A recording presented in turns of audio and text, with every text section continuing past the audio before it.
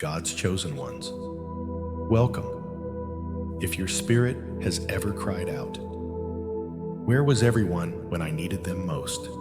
Comment 777. To those who have supported this mission through super thanks, I see you, I thank you, and heaven records it. Your love fuels this message. Now listen closely. This is sacred, not safe, not sanitized, but sacred. What you're about to hear isn't just truth, it's exposure. You didn't land here by mistake. This is a divine confrontation, and your soul has been summoned for a reason. Have you ever felt thrown into a battle you didn't ask for, while those closest to you stood by and said nothing? Have you looked around in the middle of your storm and realized the silence was louder than the attack, while your enemies were loud? Those who could have defended you chose to whisper, or worse, stay quiet. You were the headline in a spiritual coliseum you didn't volunteer for. They threw you to the lions. And not only that, they sat front row, not with tears, but with snacks. Some even brought wine and toasted while you bled. As you lay broken in spirit, they giggled like it was entertainment. Here's the part that stings. 88% of people who witness injustice stay silent, not because they're blind, but because they believe silence will save them. They don't want to choose sides, so they pretend neutrality is nobility. But neutrality during evil isn't safety, it's participation. What side did they pick when they didn't speak up, check in, or turn their heads? Silence was their signature. Indifference was their offering. The God who watches when no one else does is responding. He saw it all, not just the scheming in the shadows, but the inaction in broad daylight. Not just the attacks, but the applause behind the scenes. This isn't about getting even or pettiness. It's about a divine reckoning, a response from heaven itself that no one can escape. God's version of payback isn't loud, it's undeniable. He doesn't throw tantrums, he unveils truth. When he does, those who mocked you will witness your rise in stunned silence. Those who stayed quiet will feel the weight of what they didn't say. Those who thought they'd never be held accountable are now on heaven's radar. Buckle your spirit. What's coming isn't a motivational quote or a feel-good moment. This is biblical. We're about to uncover what their silence accomplished, why your wounds became your witness, and how their laughter became their loudest confession. If they're watching right now, let them lean in though, because this isn't just your moment of truth, it's their moment of consequence. Nobody escapes the eye of the Almighty. When you walk through fire, the silence around you wasn't neutral, it was a statement, louder than words. Those who stood by and said nothing were not innocent spectators. Spiritually, they were participants. You may have been under attack, but their quietness fueled the fire that consumed you. You felt it deep down. They weren't just staying out of it. They were silently aligning with the darkness coming against you. Do not be deceived. God is not mocked. Whatever one sows, that will he also reap. Galatians 6-7 in the spiritual realm. Silence during injustice isn't passive, it's agreement. The moment someone witnesses slander, manipulation, betrayal, or cruelty and refuses to intervene, even gently, they are no longer innocent. Their silence shouted, "I'm okay with this." What do you call someone who sees the wound, has the remedy, but walks away? Like the priest and the Levite in Jesus' parable of the Good Samaritan. Luke 10:25-37. They saw the man bleeding by the roadside, but crossed to the other side. They didn't harm him physically, but their refusal to act made them part of the problem. Meanwhile, the Samaritan, the one least expected to help, became the healer. Which of these three proved to be a neighbor to the man who fell among robbers? Luke 10:36. Could it be that those you trusted most chose distance, while those with no title or position offered a hand? Holocaust survivor and Nobel Peace Prize laureate Elie Wiesel said, "We must take sides. Neutrality helps the oppressor, never the victim. Silence encourages the tormentor, never the tormented." His words echo through history and your life right now. Those who claimed it wasn't their place to speak were choosing comfort while your spirit was ripped apart. Consider Janelle, a quiet school teacher from a small town. 3 months ago, her colleagues ostracized her after she reported unethical behavior by the administration. She wasn't loud. She didn't go public. What hurt most wasn't the pushback from those in power. It was the friends who stopped talking to her, who smiled when convenient, but vanished when truth cost something. Today, Janelle has been offered a leadership position in a different school district, one with integrity at its core. Her journey reminded her that sometimes the silence of others is the heaviest sound of all.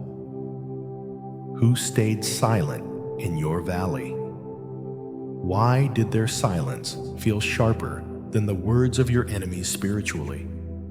Many around you didn't just avoid defending you, they benefited from your struggle.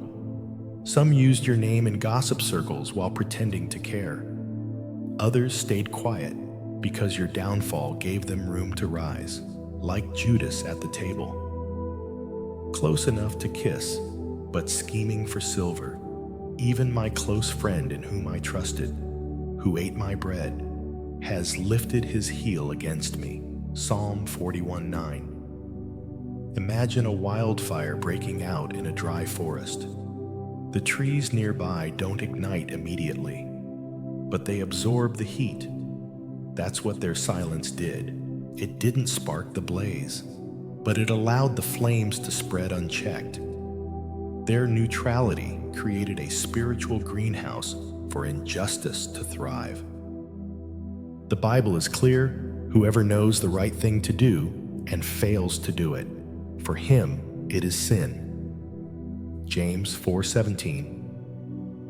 That verse wasn't written just for evildoers. It was for those who saw evil and chose silence. God doesn't merely weigh actions. He weighs intentions, motives, and omissions. Have you ever wondered how many lives are destroyed?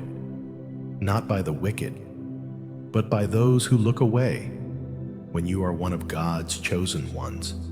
Every spiritual witness to your suffering is also put on trial.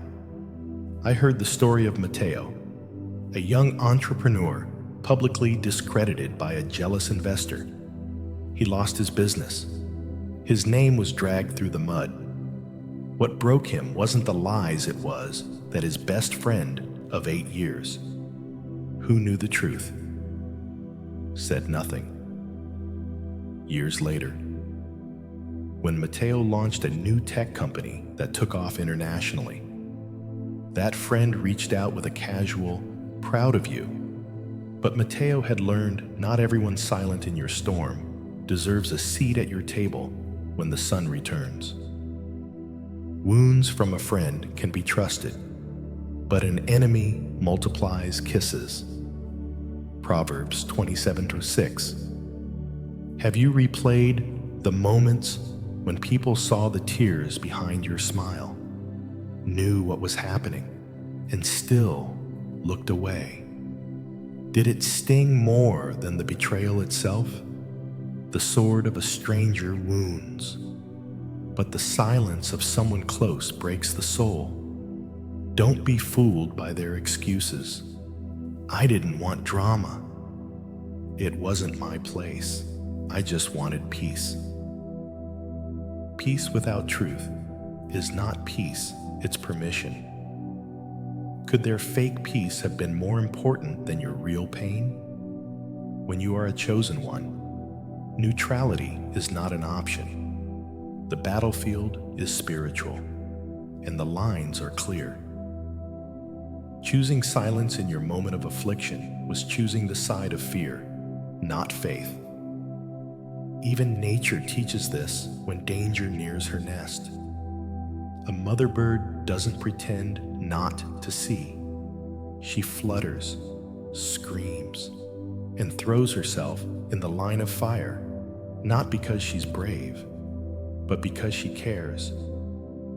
Those who claim to care but stayed uninvolved while you were wounded cared more about appearances than your soul. Rescue those being led away to death. Hold back those staggering toward slaughter. Proverbs 24:11. God took note.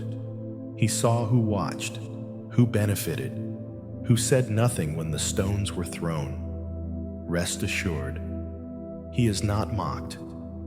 The time of accountability is coming for them and for you, because what was allowed to happen in silence will now be answered with divine volume. The silence that once protected them is being shattered by the voice of justice. Some didn't help you because they were secretly relieved it wasn't them. Your pain became their protection. Your struggle gave them something to hide behind. As long as the storm hovered over your life, they believed their world was safe from exposure.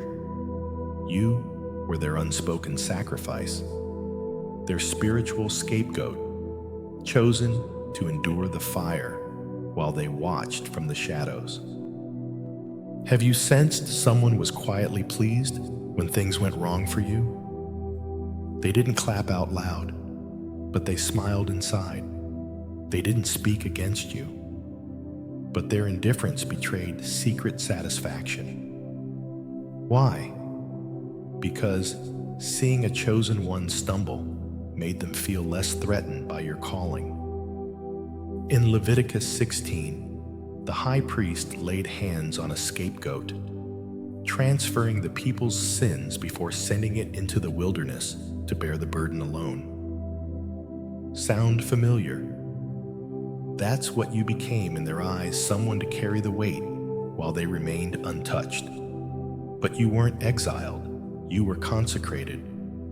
Can a person claim to love you if they found comfort in your collapse? Consider Derek, a young speaker whose rising influence stirred envy among peers. When false accusations surfaced, those who once shared stages with him went silent. Some even said, maybe this is good for him. Maybe he needed humbling. But Derek didn't disappear. He entered a season of refinement, studied scripture, and a year later was invited to speak at the conference that once rejected him. The silence of others didn't kill his calling, it confirmed it. This isn't just the story of the unknown. Take Simone Biles, the world-renowned gymnast. When she stepped away from Olympic competition to prioritize her mental health, not everyone stood with her. Many stayed silent. Others subtly celebrated her crack to reaffirm their narratives. But her courage wasn't weakness. It was a spiritual stand. Now, she's returned stronger, redefining strength on the global stage. God didn't let her fall. He let her rise with clarity.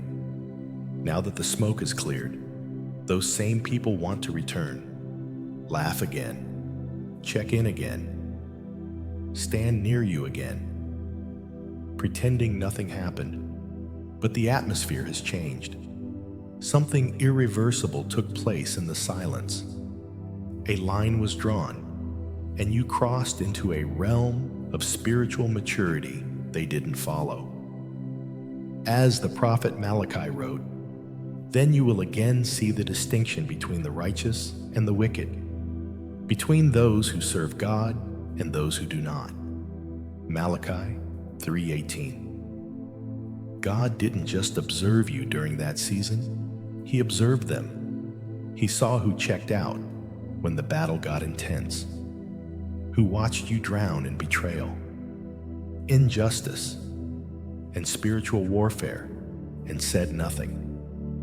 Their silence was louder than the false words of your enemies. Their absence spoke volumes, and heaven recorded every second. What if the true test wasn't your suffering, but their silence? Now the tide has turned. The spiritual winds have shifted, and divine judgment holy. Precise is beginning to move. Doing nothing wasn't the safe option after all. Ignoring evil doesn't excuse anyone. God isn't just the defender of the broken, He is the discerner of hearts. The Lord is a God who knows, and by Him deeds are weighed. 1 Samuel 2:2-3. Those who stood still while you suffered will stand still again. But this time, as witnesses to what God is about to do for you, they'll have front row seats to your elevation. And this time, there's no mute button. They can't unsee your vindication. Imagine a courtroom where the verdict is read aloud. Everyone is silent, not out of respect, but because the truth has landed like thunder. That's what's coming. You won't need to announce it or prove anything. God Himself will declare your name in places they tried to erase it from. This isn't revenge, this is revelation. When it comes, no one will act like they weren't there. There's a reason God didn't step in right away. It wasn't because He overlooked you or was indifferent to your pain. You, chosen one, were not the victim in this plan. You were the key piece in a divine trap. You weren't abandoned. You were positioned like bait, not to be devoured, but to draw out what was hidden. Why were certain people allowed near you? Why did doors open just wide enough for betrayal to walk through? Why did voices that once praised you turn sharp, cold, and cruel? Heaven was watching silently while hell exposed itself loudly. The people who lied boldly, smiled falsely, and touched you with unclean motives weren't sent to destroy you. They were lured into the open to be unmasked. Just as Judas had to kiss Jesus to reveal his treachery, your betrayers had to get close enough to be caught. God delayed His hand, not out of absence, but out of wisdom. If He had interrupted too soon, they would have spun the story, twisted the facts, claimed innocence, and painted themselves as misunderstood victims. Like a prosecutor gathering evidence, God needed you to remain still, quiet, and present. You weren't weak, you were observant. Every fake hug, whisper behind your back, and sideways glance was submitted into heaven's evidence vault. Consider Mariah, a soft-spoken graphic designer in Toronto. She kept her head down, delivered excellent work, and trusted her team. But jealousy brewed. Her concepts were stolen, and credit was taken behind closed doors. For months, her supervisor watched without a word. Then, during a quarterly review, the truth unraveled, emails exposed, timelines cross-checked, lies laid bare. The ones who sought to bury her revealed their own dishonor. Mariah was promoted. The rest were let go quietly. You weren't being punished. You were being refined in silence while the snakes slithered into the light. Imagine a spider web stretched in the morning mist. To the naked eye, it's invisible. But when the sun rises and dew settles, the design is exposed. That's your life right now. God has shifted the light, and every thread of deception is visible not just to you, but to everyone watching. When the venom came, it wasn't just a sting, it was a signal, a holy exposure. The poison they thought would ruin you became proof of who they really were. God didn't let the attack happen because he forgot you. He let it happen to reveal the attacker's nature. David cried out, "Let them fall into the pit they dug for me." Psalm 57:6. That cry echoes in your story. They thought they had the upper hand. They thought your silence was weakness. But it wasn't silence, it was strategy. And the strategy was divine. Cardinal Robert Sarah once said, "Silence is not an absence. It is a presence, a most intense presence." Your silence was presence, intensity, patience. You weren't unaware you were aligned with heaven's timing.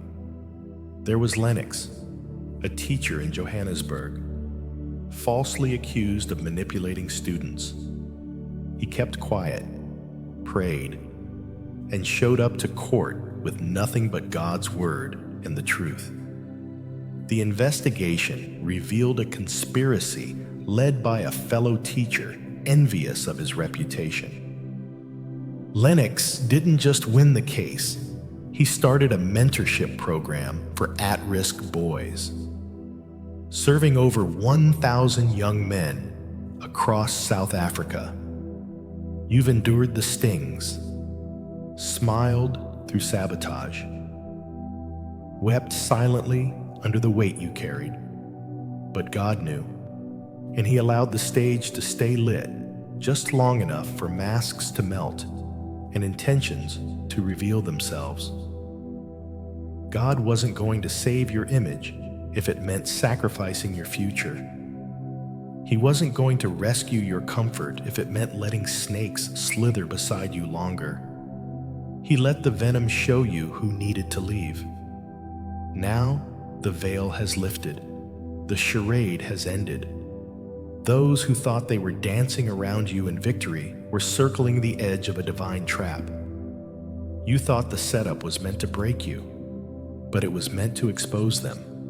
The net is closing not around you, but around them. You won't be explaining, you'll be watching. This isn't just vindication, it's revelation, and God is leading the charge. God saw everything from the moment it began, every whispered lie, fake embrace, passive glance.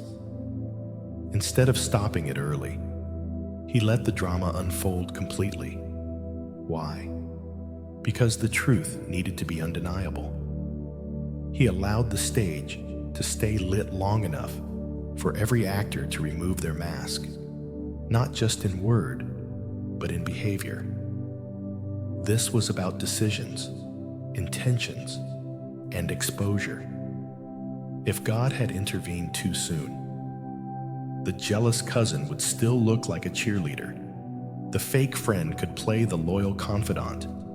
The coworker who smiled but rolled their eyes would keep their hands clean by letting it play out raw and unfiltered. God ensured no one could rewrite the story later. In the parable of the wheat and the tares, Matthew 13:24-30, God let them grow side by side so the difference would be crystal clear when it was time to separate them.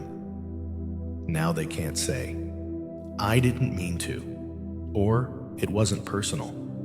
The evidence is loud, public, and permanent. They didn't just make mistakes, they made choices. While you were left bleeding, they watched, walked away, or picked up a stone and joined in. Marcus, a young architect, was falsely accused by a client of stealing design plans. His team, whom he trained, distanced themselves overnight. His name was dragged through articles and offices, and no one said a word. But Marcus stayed silent, not because he was weak, but because he trusted the author of his story. Today, he was cleared of all accusations, and the client who tried to destroy him is under investigation. God didn't just clear Marcus's name. He built a platform through his pain. Think of Joseph, sold by his brothers, falsely imprisoned, forgotten by those he helped. God could have rescued him after the betrayal, but he waited. He let Pharaoh have his dreams. Let Egypt feel the famine. Let time pass until the right moment when Joseph's vindication carried justice and promotion. Joseph didn't just get free, he got the palace. What if your delay wasn't punishment, but preparation? What if God let the betrayal stretch out because the exposure had to be complete?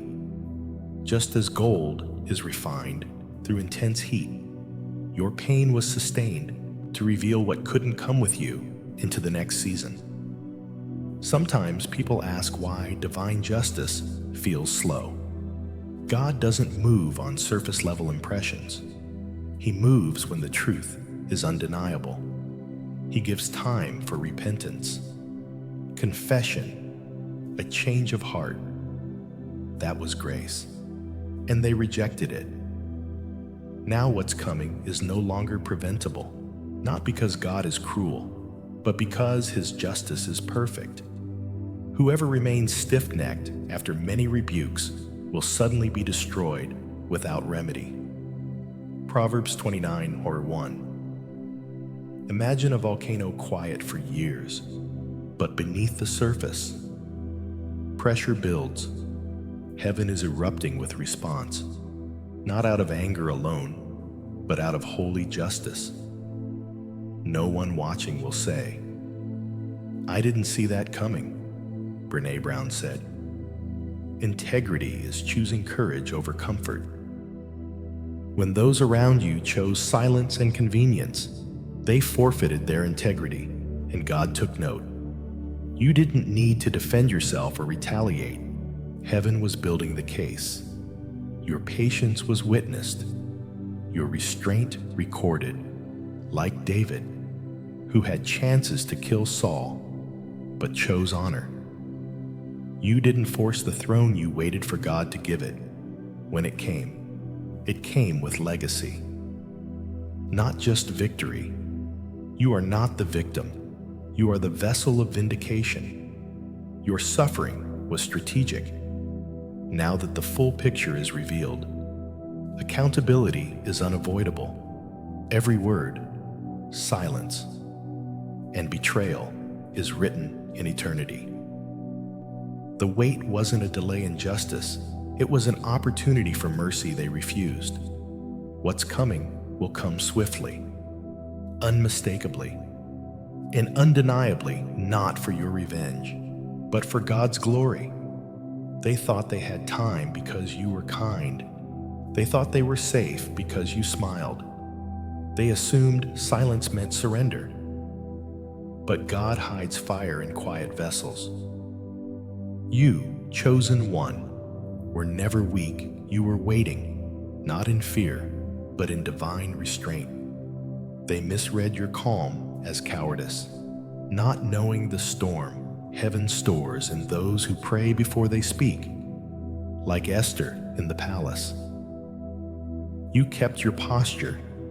You didn't lash out when insults came in whispers wrapped as compliments. You didn't fight back when your name was dragged through rooms you never entered. Like Esther, who waited for the right moment to reveal Haman's plot. You understood. Timing was part of the battle plan. Power without timing is noise. Timing with power is prophecy unfolding. You were assigned to that space, not to react, but to reveal in your stillness. The truth surfaced. You were the silent recorder, not the first to strike. Because some lessons are taught only when the enemy grows comfortable enough to show their real face, poet Atticus said. Watch carefully the magic that occurs when you give a person just enough rope to hang themselves. Your peace was permission from heaven to document everything, every whisper.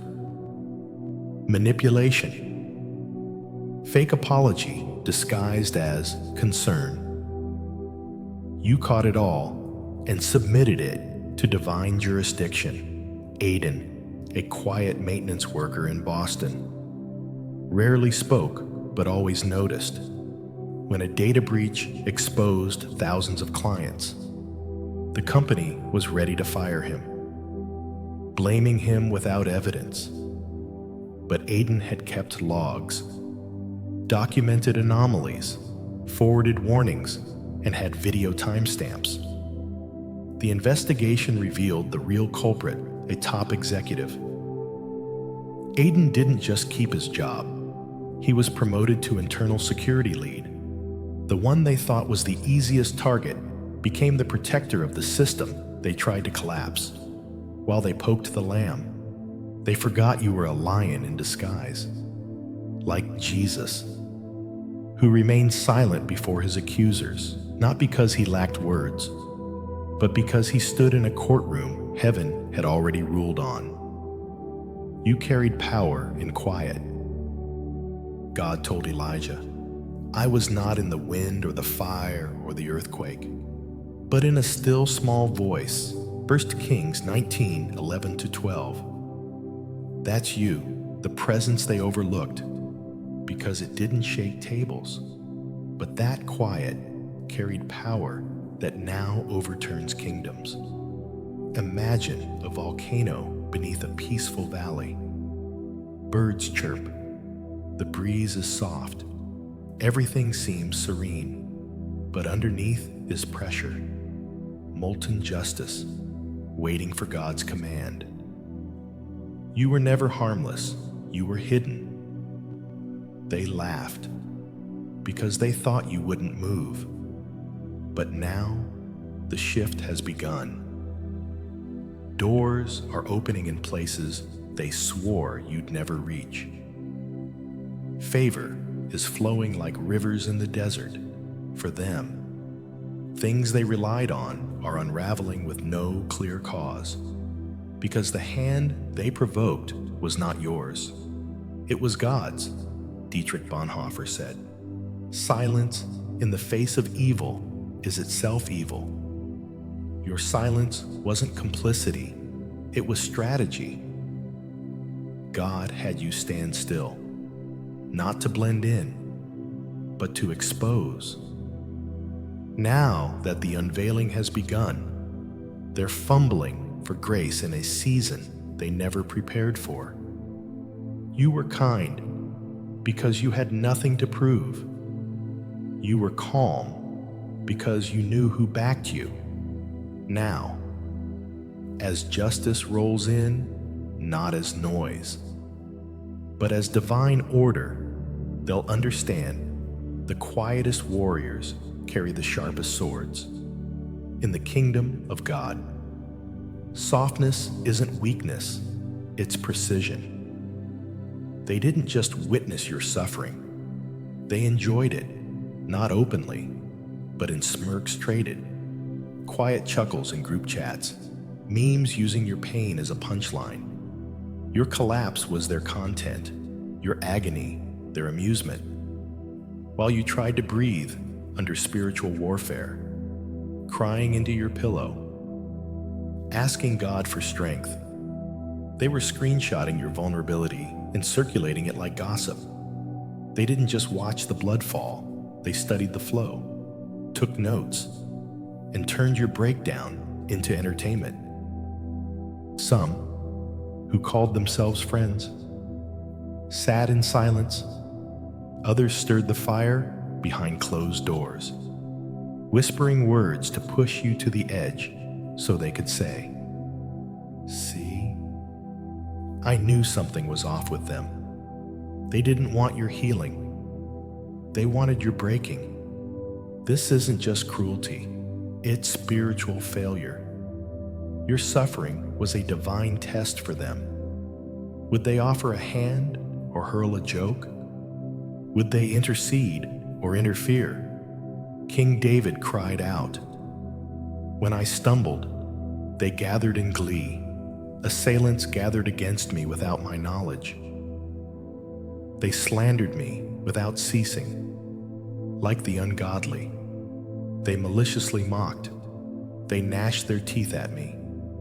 Psalm 35:15-16. That was your reality. And God took note not just of their words, but the spirit they carried. Leora, a university counselor, was compassionate and always ready to help. But during a brutal divorce, after years of silent abuse, her colleagues didn't support her, they whispered. One joked she must have deserved it.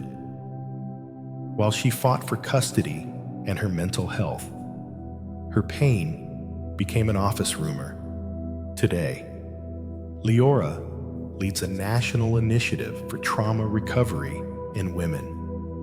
Honored by those who once doubted her, the story they laughed at is now in headlines. Imagine a seed underground cold, crushed, forgotten. People walk, trample, laugh, unaware that what they're stepping on is about to burst through in glory. That seed is you. The darkness they mocked was your incubation. The silence they saw as weakness was your sacred growth. Now that you're rising, the mouths that laughed are speechless. S. Lewis said, "The pain now is part of the happiness later." Your pain wasn't just shaping your future, it was weighing theirs. Every joke was a verdict, every smirk recorded in heaven's courtroom. God is issuing judgment, not petty revenge, but divine response. They mocked what God was doing in you.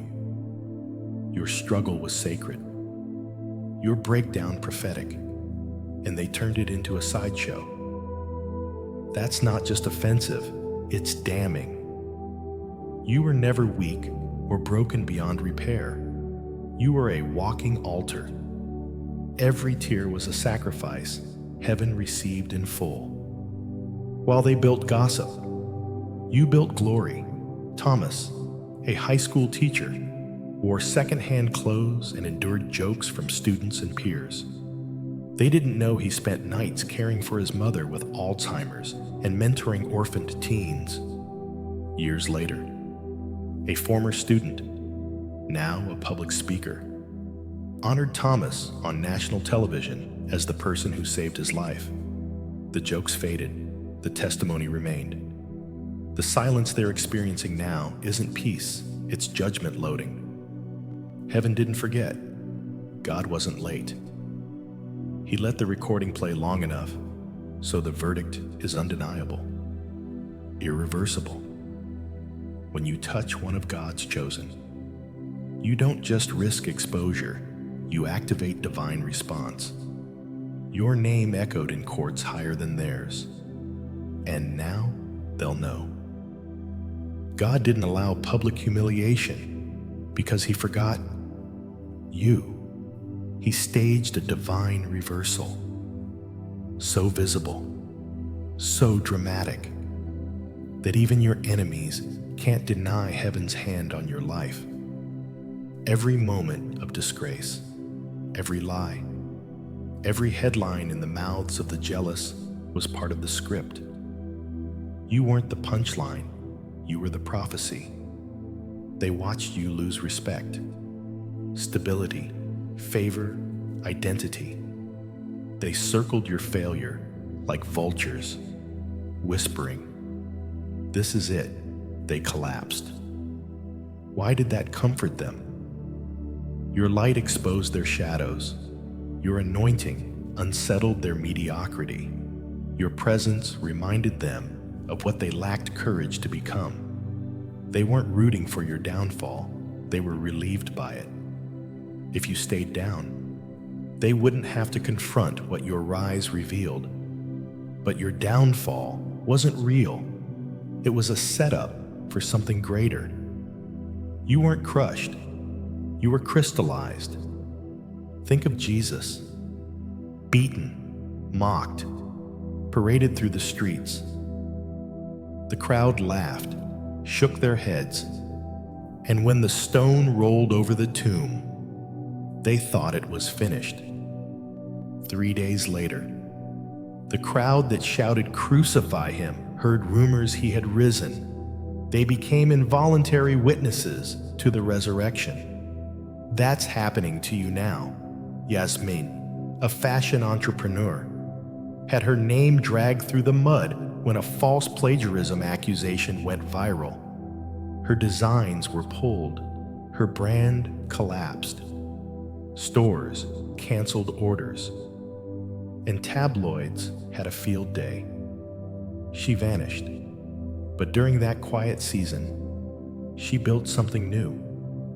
A year later, she relaunched under a new name, featured in Paris Fashion Week. With the bloggers who mocked her begging for interviews, God said, "Instead of your shame, you shall receive a double portion, and everlasting joy will be yours." Isaiah 61:7. God doesn't just restore, He multiplies. He orchestrates moments where every eye that saw your breakdown witnesses your comeback. Can you feel the shift? The group chat that mocked you watches in silence. The hallway where you were gossiped about echoes your name in admiration, not scorn.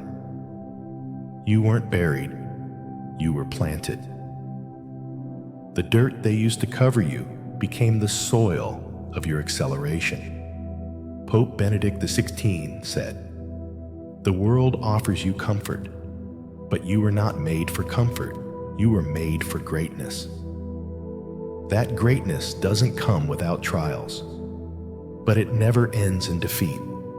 Darian, a youth pastor, lost everything to a false accusation. His silence was seen as guilt, his tears as weakness.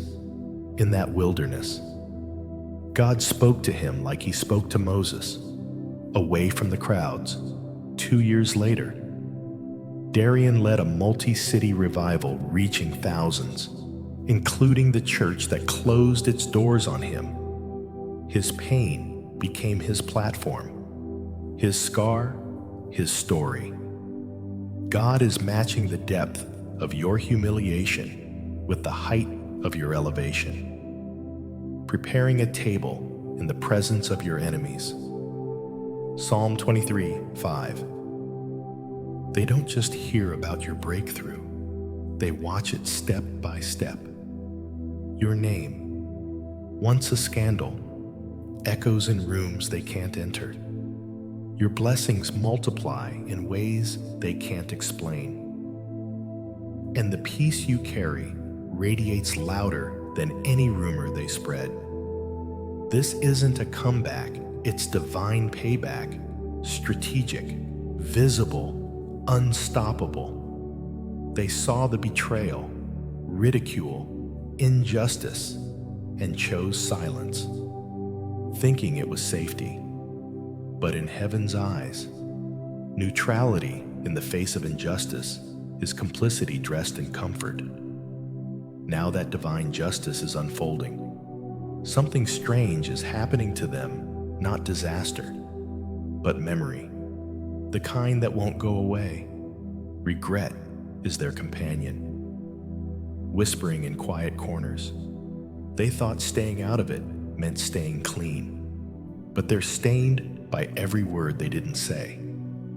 Every moment, they chose comfort over conviction. In the parable of the Good Samaritan, a man was beaten and left for dead. A priest and a Levite passed by, with status, reasons, and excuses. But the Samaritan, an outsider, stopped, helped, and rewrote the narrative. Those who pass by are remembered for what they didn't do. How many in your life live with the haunting reality that they were there and did nothing, Mara? A woman in her 40s worked in a small-town school when a colleague was publicly shamed for a mistake she didn't commit.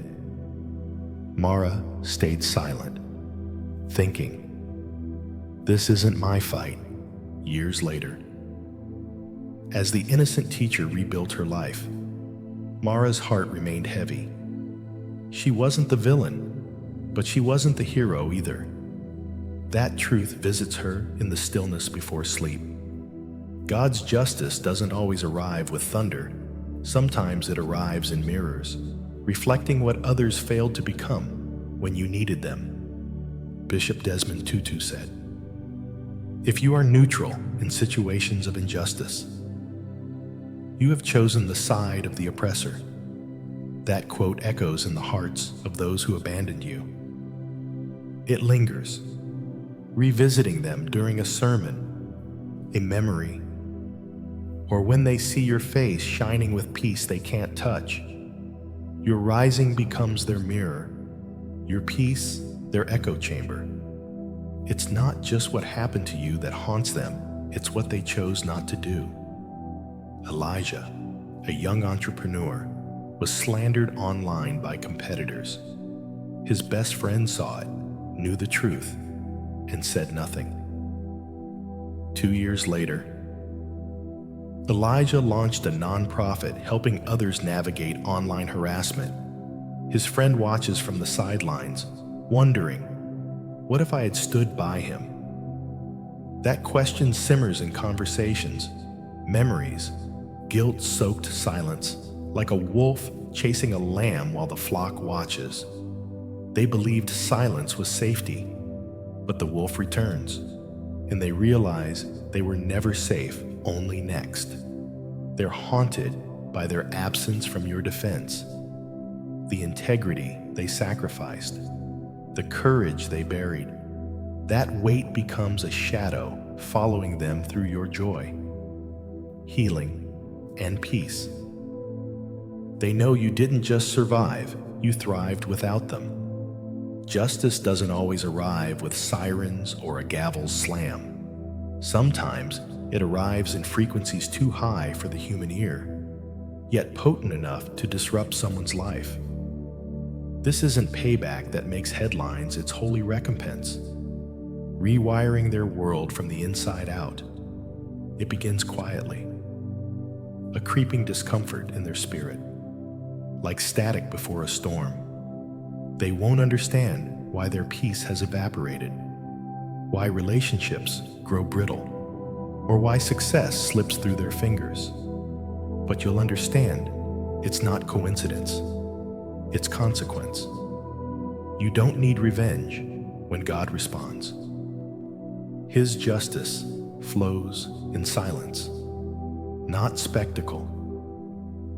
King Saul turned from God's voice and tried to control the outcome.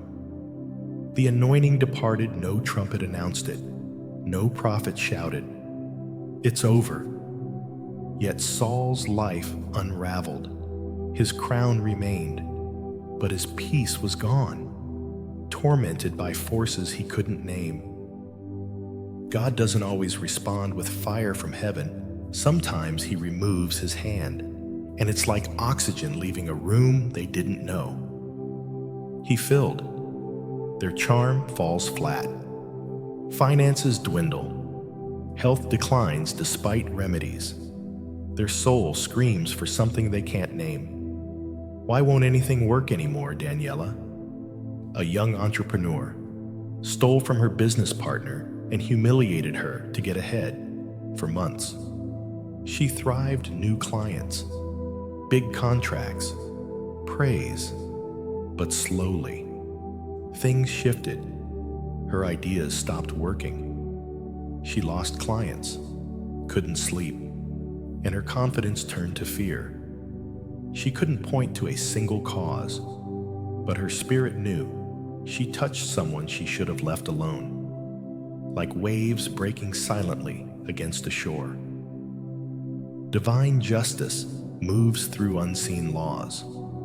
Gravity doesn't shout, yet governs every step. God's justice doesn't need a nameplate when it moves. Even the most confident liars falter. Think of a tree struck not by lightning, but by rot. From within, no noise, just a slow collapse. That's spiritual justice. It comes as the slow disappearance of favor. You didn't retaliate. You stayed in the wilderness while they laughed from their thrones. But God was listening to every cry you thought no one heard. He saw every injustice, even when others stayed silent.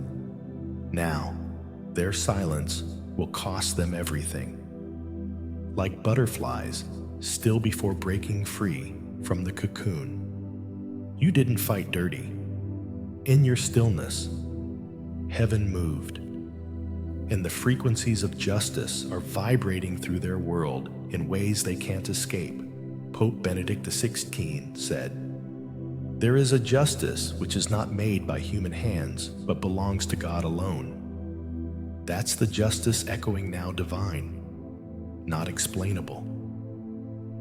When those who betrayed you whisper, "Why is everything falling apart?" the answer rises from within, like smoke from an unseen fire.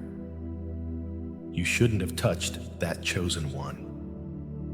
Your pain was a sacred entry in a divine ledger stretching beyond time. Every tear, insult, betrayal, none vanished. Heaven recorded it literally. There's a spiritual accounting system, and your suffering demanded a divine response. What if your heartbreak wasn't a setback, but an entry in heaven's balance sheet? Your silence wasn't weakness. It was strength, measured by eternity. David cried, "You have kept count of my tossings. Put my tears in your bottle. Are they not in your record?" Psalm 56:8.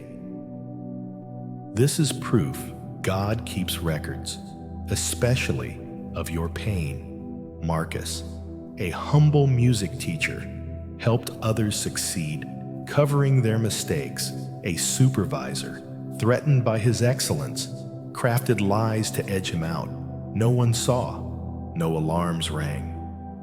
Marcus lost his job, reputation, and purpose in silence. But heaven opened a file. 5 years later, a new administrator's evaluation brought every offense to light. The supervisor was dismissed. Marcus was reinstated with honor, back pay, and control of his department. That's spiritual justice maturing into restoration. Do you feel forgotten? Your pain dismissed. God didn't overlook a single moment. Think of Joseph, betrayed, sold, falsely accused, forgotten. Yet, you intended to harm me, but God intended it for good, to accomplish what is now being done, the saving of many lives. Genesis 50:7-20. Even betrayal has a purpose in God's justice economy. Justice is like a diamond's formation, silent, slow, unbreakable. You've been under that pressure, and now heaven is tipping the scales. The audit has begun. A drought reveals the weakness of shallow roots. As divine favor withdraws, their lives crack financial instability. broken relationships, emotional distress, unexpected illness. They can't trace the origin, but the root is spiritual. You'll sense it. You were the seed buried, not rotting. Cardinal Robert Sarah said, "God's silence is not absence. It is a presence too great for words." While you cried out, God was still but not inactive. His silence was strategy, measuring every word, glance, and friend who disappeared. All of it added to the spiritual debt now being collected. Samira shared an apartment with someone who mocked her prayers and laughed at her fasting. Years later, her old roommate called in desperation. "Everything in my life is falling apart. I don't know why, but I remember how calm you were." That's the audit reaching its target. Those who caused you harm are facing themselves, their spirit, distorted by arrogance and pride, reflecting back. Do not be deceived. God is not mocked. A man reaps what he sows. Galatians 6:7. They thought they sowed into silence, but the ground was holy. And what grows from sacred soil is justice. The books are open, the audit active, as each line of debt is read in the spirit realm. The scales shift in your direction. You didn't ask for revenge, you asked for peace, and peace is coming for your heart. Name, purpose, and legacy. Heaven never forgets what earth tries to bury. They mocked your pain, dismissed the ache in your voice, the weight of your silence, the tremble in your prayers. They couldn't comprehend what they couldn't feel, rather than admit their blindness. They laughed, called you too sensitive, too dramatic, labeled your discernment as delusion. But your spirit was tuned to a higher frequency they couldn't hear, no matter how loudly heaven warned them. Now, they're choking on their words, face to face with the reality you sensed all along.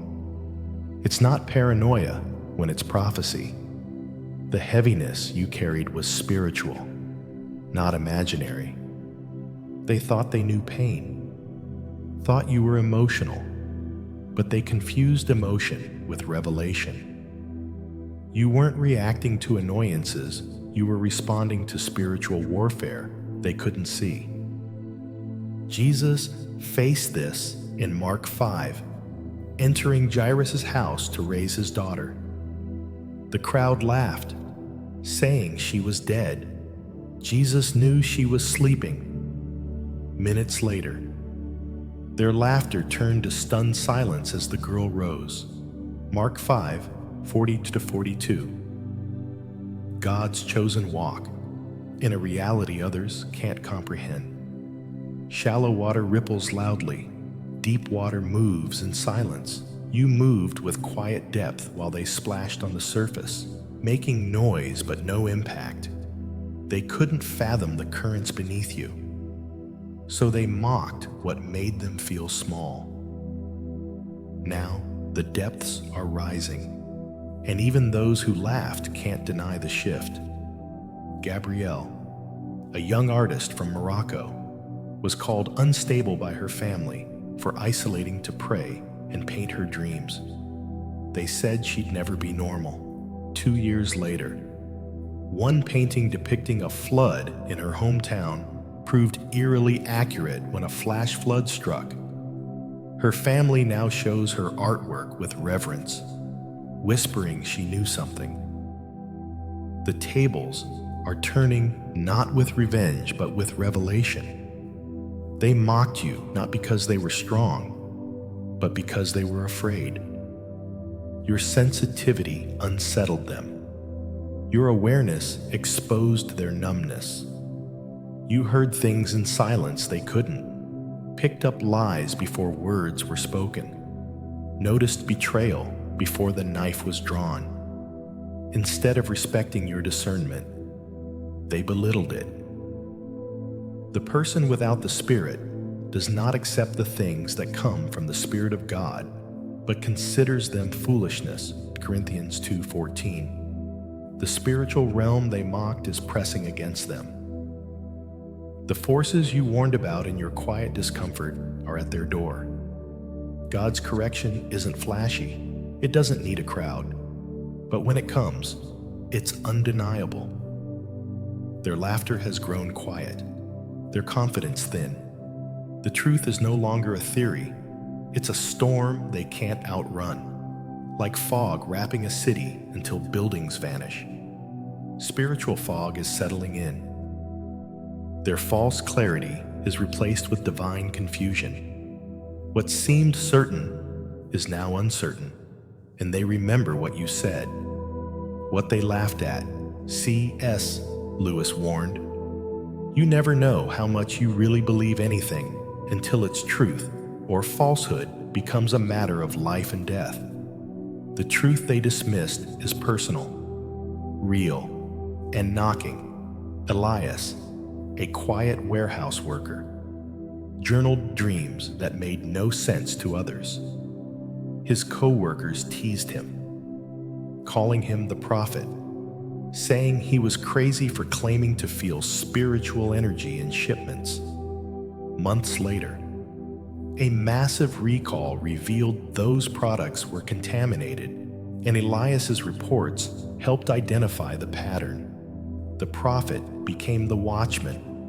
God vindicates with facts, fulfilled discernment, consequences confirming your quiet warnings. Those who raised eyebrows now bow their heads in discomfort. Your pain wasn't random. Your knowing wasn't weakness. Your stillness wasn't confusion. It was protection. Their arrogance blinded them, and now their eyes are opening. Too late to stop what's moving. Blessed are those who are persecuted for righteousness' sake, for theirs is the kingdom of heaven. Matthew 5:10. Your mockery was a mark of your calling. As your truth rises from the ashes of ridicule, one lesson echoes louder than any laughter: never mock what you don't understand. The quietest soul may carry a word so holy it was never meant for shallow ears. They called it peace, but it was peace purchased with your pain while you prayed through tears and spiritual warfare. They slept soundly while you endured betrayal, abandonment, and humiliation. They scrolled, laughed, and lounged in blissful ignorance. That comfort isn't innocent, it's borrowed, built on your suffering in heaven's economy. No debt like that goes unpaid. Have you asked why some flourish while others break in silence? What looked like ease was imbalance. What looked like peace was stolen from your struggle. The nights they felt safe were nights you fought anxiety. The days they celebrated were days you walked through fire alone.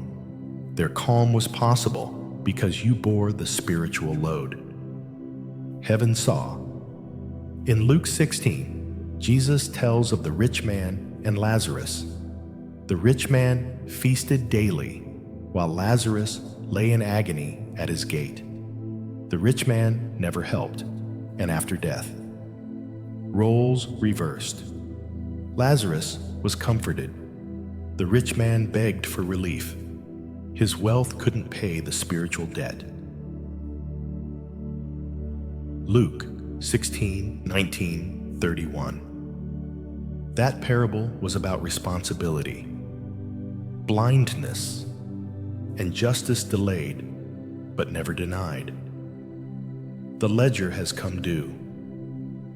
Antoine, a freelance editor, always delivered more than asked. His client, a best-selling author, climbed the charts, soaking in praise while exploiting Antoine's work, delaying payments, stealing credit. Antoine said nothing. He needed the work. Years later, the publisher found plagiarism, errors, and missed citations in the author's manuscripts, covered by Antoine's unacknowledged excellence. When Antoine stepped back, the empire crumbled, the author speechless. That's repayment in motion. Spiritual economics have no hiding, no negotiation. When someone's comfort is bought at another's expense, heaven keeps the receipt. The peace they enjoyed while you endured torment becomes a weight on their spirit, growing heavier until something gives relationships collapse. Business dries up, health wanes, confusion multiplies. They won't understand why, but you will. A landslide begins on a stable hill, shifting because of pressure beneath. That's how this payback is coming. The ground beneath their comfort is moving, and it won't be gentle. God will call the past to account. Ecclesiastes 3:15. No act of suffering, no moment you were used, overlooked, or silenced is lost. God is calling it back for balance. Dietrich Bonhoeffer said, "Silence in the face of evil is itself evil." Those who watched your suffering, basked in blessings, and ignored the brokenness they contributed to are not exempt. They didn't need to hold the knife to share responsibility. Some watched and benefited. That was enough to write their name on the bill. Eva, a gentle woman, served quietly at her church, helping without complaint. Her team lead took credit for her ideas, built influence off her efforts. Years passed, but when Eva spoke at a leadership event, her wisdom opened doors the other woman prayed for but never received. Heaven remembered whose shoulders bore the burden. This is divine justice, not petty retribution, but the whole rearranging of weight, redistributing what was taken, restoring what was lost. What is built on another's brokenness cannot stand. They may blame the economy, bad luck, betrayal, or you. But their soul knows their comfort wasn't free. The fire you fought to keep from spreading is burning through their walls, and you're not holding the hose. Let us not become weary in doing good, for at the proper time we will reap a harvest if we do not give up. Galatians 6:9. That harvest is coming, not just blessing, but balance for the injustice. Heaven is not passive, and the Spirit of God never forgets who paid the price in silence. The tab is due. They smiled at you, not out of love or loyalty, but to avoid their own cowardice. Behind every pleasant nod, "I'm praying for you," or hollow encouragement, was a silent war. To truly support you meant confronting the possibility they failed the test of courage. Why do some vanish when your struggle begins? Why do those who laughed with you grow silent under attack? It's not always hatred, it's self-preservation disguised as politeness. Their silence was a confession they were too afraid to say aloud. Supporting God's chosen demands strength, discernment, and willingness to stand when it's unpopular. It's not just kindness, it's courage. When the fire came, they chose the back row, smiled, nodded, and stepped away, not because they didn't care, but because caring required confrontation they weren't ready for, Jesus said. Whoever is not with me is against me. Matthew 12:30. There's no neutral ground in spiritual warfare. Those who stood on the sidelines while you bled declared their position. Their passivity was a choice. Caleb, a man in deep depression after exposing workplace corruption, had colleagues who believed him privately but never defended him publicly. They smiled in hallways, nodded in meetings, but never risked their position. Years later, after Caleb's vindication, one confessed, "It wasn't that I didn't believe you. I didn't want to deal with what it said about me." Even Peter denied Jesus 3 times, not because he stopped believing, but because he couldn't bear the cost. Unlike some, Peter wept, repented, returned. Most you encountered never reached that honesty. They chose distance, whispered to ease guilt, acted like they didn't see your suffering to avoid explaining why they did nothing. Their smiles were masks, thin shields covering a soul too afraid to face its reflection. The mirror doesn't lie forever. When God raises you up, when your name shines, not because you chased validation, but because you survived the shadows their illusions shatter. Your success is a spiritual mirror revealing what they denied in themselves. They'll see not just you rising, but themselves shrinking, not because you attacked, but because they abandoned you. In Isaiah 6:8, God asks, "Whom shall I send?" Isaiah answers, "Here I am, send me." Most never say that. They run from the call to support those God sends. Standing with the chosen one means sharing the fire, ridicule, and spiritual tension. It exposes their shallow foundations, and they don't want that. Miriam was mocked at her church for prophetic dreams. Her friend Layla stayed silent as others questioned Miriam's sanity. When the dreams unfolded as spoken, Layla distanced herself more. Miriam's accuracy reminded her of her silence. That silence was louder than any insult, like shadows stretching at sunrise. Your rising reveals what was hidden. Your breakthrough is their mirror, showing not your pain, but their absence. Many didn't just stay silent, they chose gossip over grace, spread doubt to justify their distance. A friend loves at all times, and a brother is born for a time of adversity. Proverbs 17:17.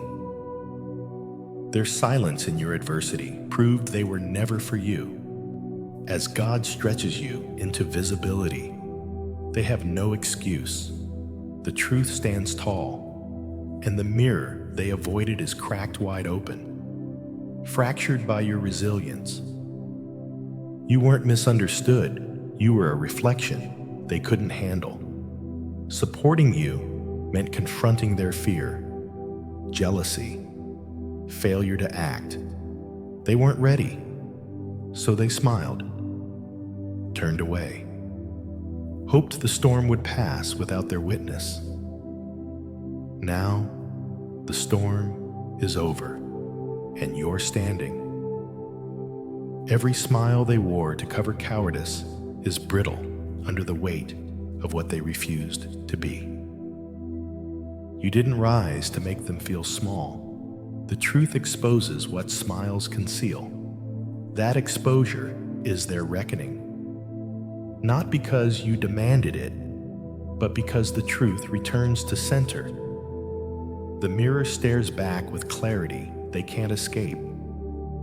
You weren't abandoned, you were set apart. What felt like abandonment was divine isolation, a sacred separation to protect the credit. God didn't allow you to be surrounded because He had no intention of sharing His glory.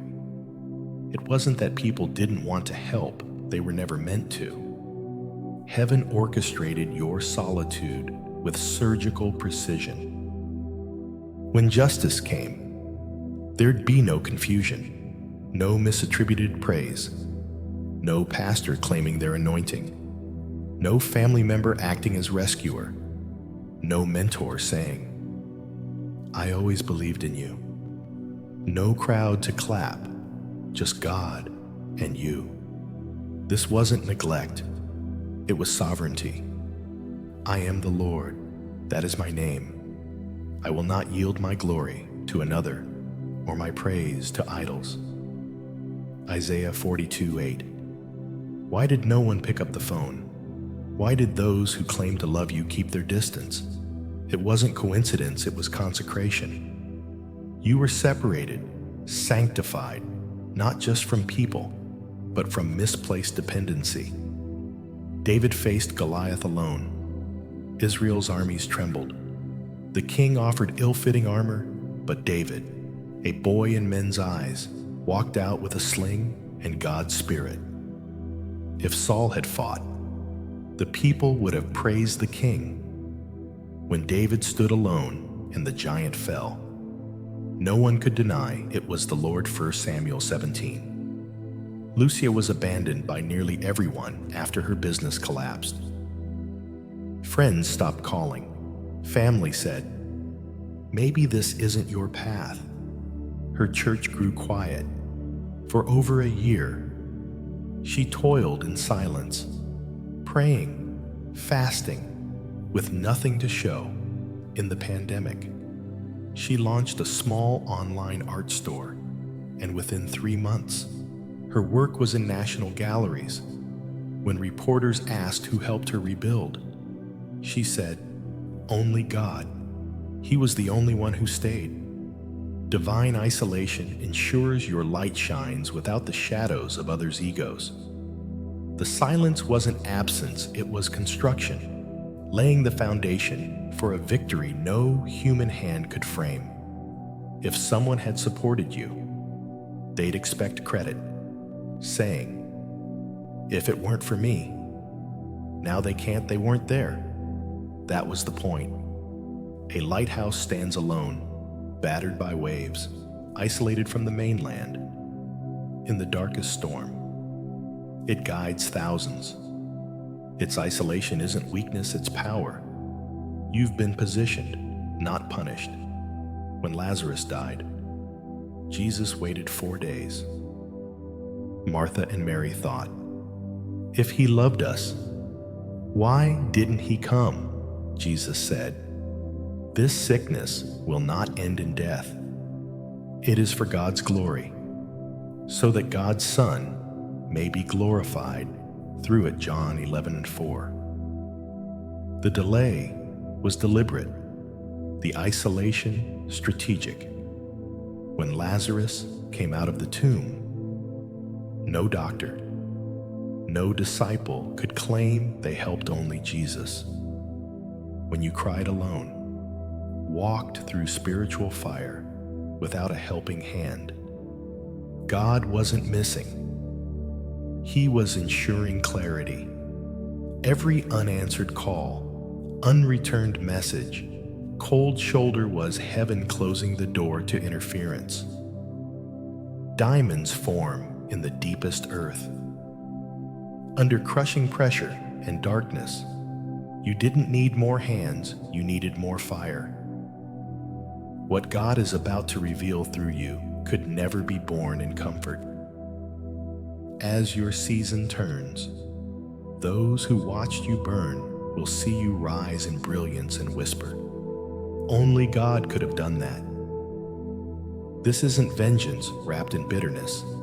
It's justice wrapped in glory.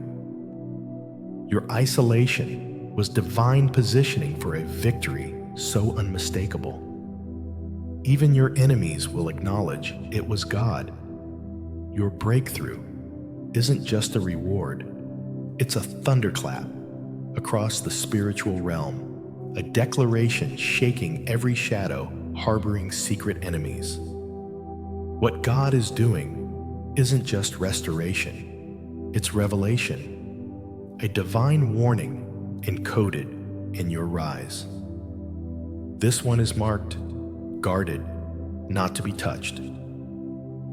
They thought your silence meant surrender, your isolation weakness, their whispers safe behind closed doors.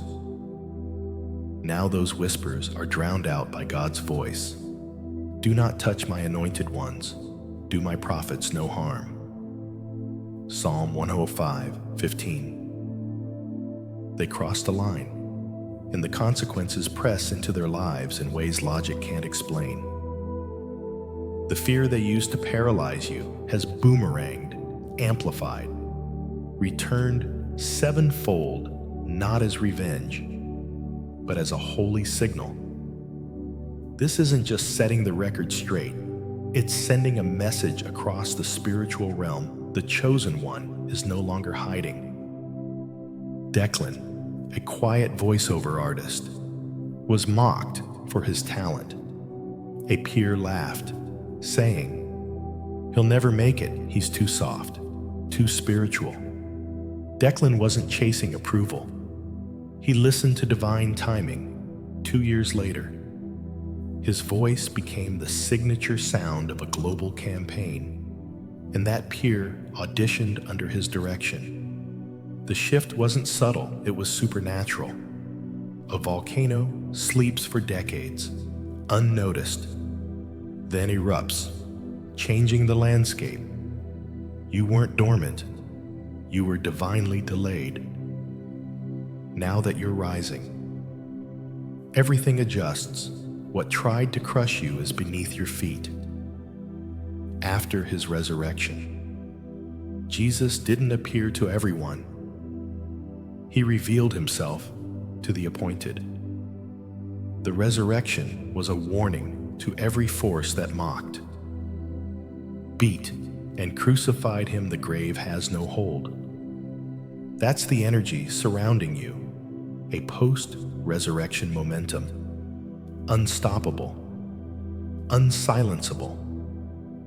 Amara, a midwife from Kenya, was falsely accused of malpractice, stripped of her license, and disappeared into obscurity. Rather than fight with bitterness, she fasted, prayed, kept learning. 2 years later, during a medical crisis, she was the only one trained for a rare delivery complication. The hospital reinstated her, placing her over the department. Her vindication wasn't just a reward, it was a warning to every enemy who said she was finished. You stand at that threshold. Those who tried to keep you small shrink in their skin, not because you retaliated, but because heaven responds. Your presence is consecrated, carrying divine oversight. Rooms go silent when you walk in. Some can't look you in the eye. What looked like weakness is unmistakable strength, clothed in authority. The atmosphere around you has shifted a spiritual perimeter. You're marked with glory that can't be removed, stolen, or ignored. No weapon formed against you shall prosper, and every tongue which rises against you in judgment you shall condemn. Isaiah 54:17. Your comeback is an alarm, a flaming sword swinging in every direction. Back away, this one belongs to God. The debts are being called in, not just to reward you, but to warn every hidden adversary. Grace has an edge, and justice wears a crown. If they think they can slither through shadows to sabotage your destiny, their time is up. You're not just rising, you're radiating. This moment is the culmination of every sleepless night. Prayer whispered through trembling lips. Unseen battle you fought while no one believed. The scale of justice is tipping, and it's not gentle. You walk in sovereignty covered, backed, armed, unstoppable. The game has changed, the rules rewritten, and God is watching every move. This isn't a new chapter, it's a divine decree. Your life is the testimony, your rise the warning, your story the shift. Let the world watch. Let heaven echo. Let every hidden enemy tremble. The chosen one has arrived, and nothing will be the same. Your suffering wasn't wasted. Your silence wasn't weakness. Your isolation wasn't abandonment. It was heaven's strategy for a justice so pure, so undeniable, that only God could take credit.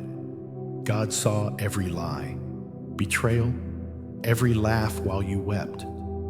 The God who counted every tear is returning every loss with purpose, power, and payback, not for vengeance, but for righteousness. When God repays, He does it openly, perfectly, completely. Let your life be a declaration. You're not the victim of your past. You're the evidence of God's justice. The breath you breathe reminds the world that God defends His own. No weapon, whisper, or curse spoken in secret can undo what God is doing in the open. Your story is reshaped by divine hands, marked by glory, guarded by fire. You've been through the test now. Walk in the testimony.